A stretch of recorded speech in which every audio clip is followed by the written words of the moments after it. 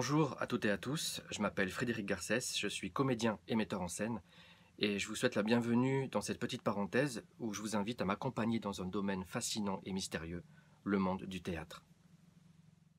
Le théâtre est une discipline née d'une tradition pendant la Grèce antique, appelée dithyrambe, et qui était une façon de rendre hommage à Dionysos, le dieu de la célébration, en préparant ou en improvisant des poèmes déclamés et parfois chantés en son honneur. Au départ, tout est parti de la fête pour célébrer la vie et le renouveau du printemps, afin de remercier l'abondance de Mère Nature. On parle aussi d'origine plus ancestrale, car certains historiens parlent de traditions théâtrales d'origine chinoise et indienne, dont auraient pu s'inspirer les Grecs.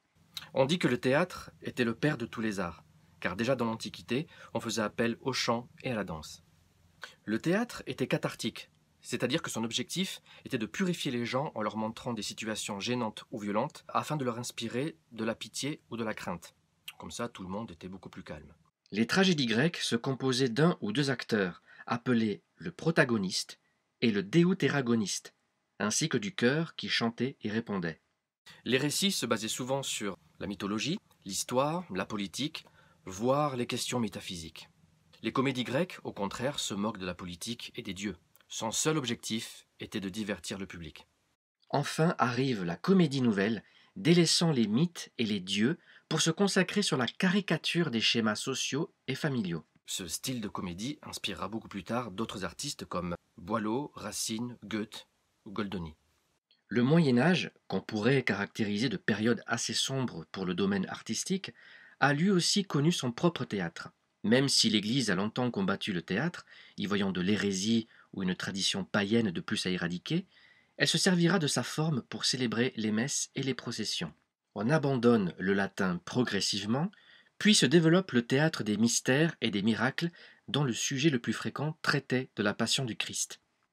Mais en même temps, il y avait le théâtre dit profane, où à l'inverse des mystères, on reprenait les thématiques religieuses d'une façon plus burlesque avec des jongleurs, musiciens et troubadours. Enfin, les moralités étaient des spectacles qui sortaient du contexte religieux à travers des personnages allégoriques, c'est-à-dire donner corps à des valeurs morales. Exemple. La vie, représentée par un roi, est fière de ses pouvoirs illimités. Son arrogance est encouragée par ses deux chevaliers, force et santé. La reine Vigilance lui rappelle qu'il ne peut échapper à la mort et qu'il devra se présenter devant Dieu un jour ou l'autre. Le roi défie la mort. Il perd, la morale est évidente. Quelques siècles plus tard, aux alentours du XVe, le théâtre antique revient à la mode, surtout en Italie, et plaît aux riches. L'évolution de cette mode amènera les auteurs à se réinventer en allant vers ce qu'on appellera le théâtre érudit, qui est essentiellement constitué de comédies puisant leur sujet dans la vie contemporaine ou l'adultère.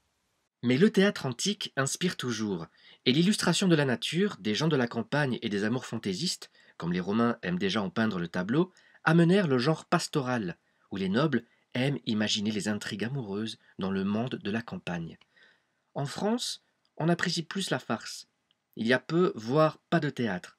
Alors on joue dans la rue ou sur des esplanades de jeux de paume. Il est important de faire rire, car le rire évite aussi la censure. À partir du XVIe siècle, le théâtre vit une véritable transformation. On abandonne les monologues, les chœurs, et on veut de la vraisemblance, c'est-à-dire qu'on refuse ce qui est improbable ou irréel. De là, on adopte la règle des trois unités d'Aristote. Unité de temps, unité de lieu et unité d'action. La pièce doit se situer dans un laps de temps de 24 heures, dans un endroit unique, et ces deux unités rendent l'action crédible aux yeux du public. Ce sont ces trois unités qui rendent le spectacle vraisemblable. Pourtant, une autre tradition théâtrale existe. Il s'agit de la commedia dell'arte. Plus appréciée par le peuple que par les nobles, ce genre très ancien connaît son plus grand succès entre le XVIe et le XVIIe siècle, grâce à Shakespeare et Molière par exemple. Les comédiens utilisaient des masques qui représentaient des types comme le serviteur, le vieillard, le docteur et le soldat. Seuls les amants n'étaient pas masqués. Ces spectacles étaient souvent joués dans la rue, et les histoires simples que les acteurs racontaient étaient accompagnées de sauts, de pirouettes et de cascades, amenées à surprendre et à divertir le public. Mais cette époque, dite aussi époque de la Renaissance, aura donné vie à l'art lyrique et donc à l'opéra, qui aura beaucoup plus de succès que le théâtre. Lorsque la France sort de la farce et de la bouffonnerie, elle se refera une réputation grâce au classicisme, avec entre autres Corneille, Racine et Molière. Ils reprendront le concept des trois unités. Molière, par exemple, s'inspirait des farces, de la commedia dell'arte et de toutes ces comédies. Mais il était allé plus loin que l'observation sociale. Il mettait en scène les travers de l'âme humaine. Attention, on accélère un peu. Nous sommes au XVIIIe siècle et il n'existe que deux théâtres officiels en France, l'opéra et la comédie française. Et oui, le roi officialise la censure pour pouvoir mieux contrôler les productions. De cette censure naît le théâtre de boulevard et l'opéra comique grâce au théâtre populaire. La comédie française et l'opéra, craignant de perdre du public, enchaînent procès sur procès avec le théâtre populaire, qui se voit finalement interdit de présenter des pièces dialoguées. Alors ils présentent des monologues, des dialogues avec un muet ou un animal, un partenaire placé en coulisses, ou bien des textes écrits sur des écriteaux. Mais en 1719, la comédie française remporte la bataille en faisant interdire tous les spectacles forains, excepté les marionnettes et la danse de corde. Mais tout rentre dans l'ordre en 1724. L'opéra comique est à nouveau rétabli. Le XVIIIe siècle aura été marqué par les drames bourgeois, les comédies larmoyantes, les vaudevilles, ou bien des réflexions sur le théâtre, le paradoxe du comédien pour Diderot, les écrits de Voltaire pour défendre la condition des gens de théâtre face à l'Église, ou les condamnations du théâtre pour immoralité de Rousseau. Sartre disait que le théâtre des Lumières remplissait la fonction des tribunes morales. Ça veut dire que tout était constamment remis en question. On est loin des fêtes de Dionysos. Le théâtre de la Révolution, qui se situe à la fin du XVIIIe siècle, récupère les principes des Lumières pour faire du théâtre de classe, mais assez bourgeois. La censure disparaît un temps, mais revient en 1793.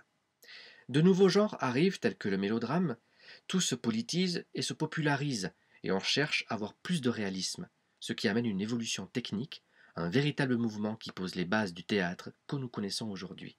Le XIXe siècle est la naissance de la mise en scène. Même si de tout temps il y a toujours eu un organisateur, on s'interroge beaucoup plus sur l'interprétation d'un texte, l'harmonie et les sens qu'on accorde au décor et aux costumes, les effets spéciaux et un réalisme plus profond. On développe le quatrième mur, c'est-à-dire que l'espace entre le public et les acteurs ne permet plus d'interaction comme avant. Le metteur en scène amène les comédiens vers une imitation plus fidèle de la vie. Durant le siècle suivant, de nouveaux genres verront le jour, comme le théâtre symboliste, le théâtre expressionniste, le théâtre de la distanciation, le théâtre de la cruauté, le théâtre après-guerre et le théâtre de l'absurde, jusqu'au nouveau théâtre qui, aujourd'hui, existe encore. On peut dire que le théâtre est une célébration de la vie qui ne cesse de remettre en question notre rapport au monde, de confronter la vie face à la mort, de faire face à nos peurs les plus profondes et les plus communes, afin que dans tous les périples subis à travers le temps, à travers nos vies, nous puissions toujours trouver la force de nous relever et de révéler aux autres et à soi-même notre toute-puissance. Voilà pour ce petit tour d'horizon. Prenez soin de vous.